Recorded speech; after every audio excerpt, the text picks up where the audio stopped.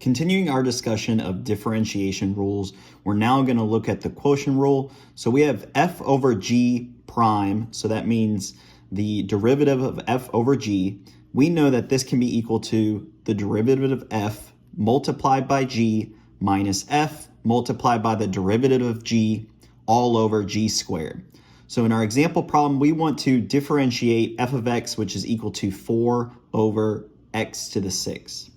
So the first step in solving this example problem is we want to denote our f of x, our f prime of x, our g of x, and our g prime of x, so that way we can plug it into our equation for the quotient rule.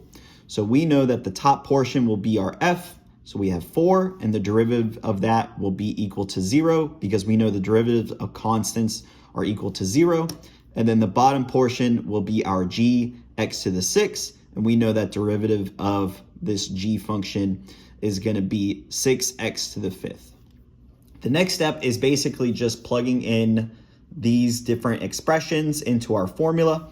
So we have f prime of x, which is equal to 0 in the first position, x squared for g in the second position, minus 4 multiplied by 6x to the 5th, all of this over x to the 6th squared.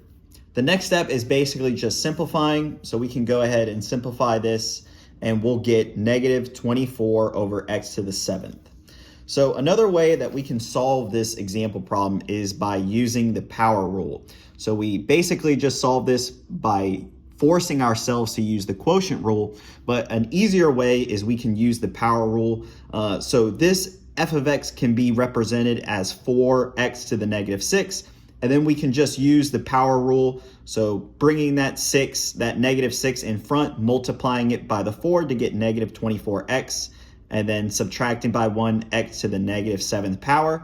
And then this can be represented as negative 24 over x to the 7th. So this is a much easier approach to get the exact same solution, but we just wanted to force ourselves to solve using the quotient rule just to study how this rule works and how we can solve by using that rule. But if you're in an exam, this is definitely the quickest and easiest way to solve this example problem.